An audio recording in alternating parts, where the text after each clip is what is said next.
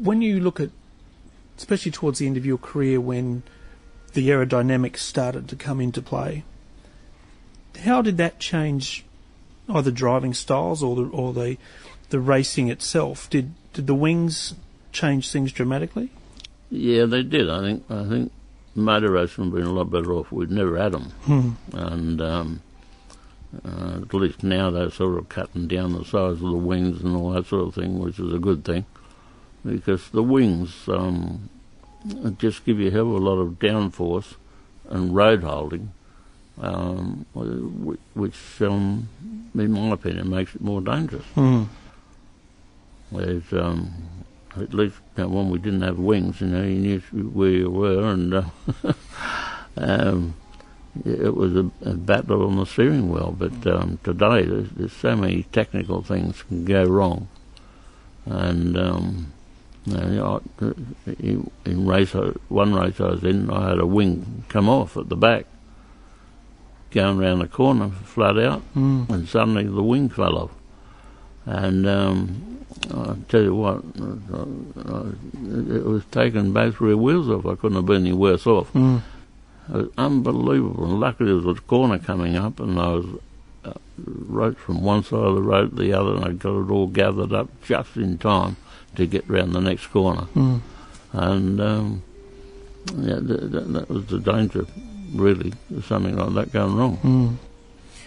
In looking at racing in Australia, one of the things we had during that time was Tasman Cup, where a lot of the Formula One drivers would come here, and it was yourself and Graham Hill and Jim Clark and Jackie Stewart, Frank Gardner. Fantastic era, wasn't it? I wish it would come back. Yeah. I don't think it will, but... No, the Tasman series was fantastic, actually. It really was. And the Tasman series really gave me the opportunity to meet overseas drivers anyway. And so that was a big asset to me. But today, of course, just imagine trying to get the Formula One drivers who've got today to come out to a race at Warwick Farm. Or Lakeside. Lakeside, yeah. Couldn't happen, could it? No, I don't think so.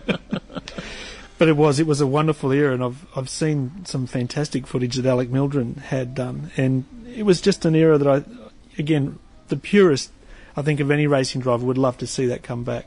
Yeah, well, yeah. We've talked about it pretty regularly, really, over the years, because it was such a wonderful era.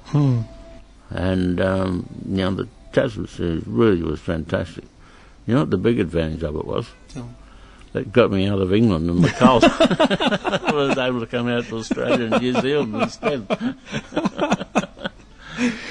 I wanted to ask you a question, because going back to England, I read again somewhere where I guess fame was an interesting thing for Jack Brabham, and I can remember seeing a story where a policeman gave chase to you. He was chasing you on a motorcycle, and when he pulled you up, he asked you if who you thought you were, Sterling Moss. Yeah. And you had an interesting answer to him, I thought.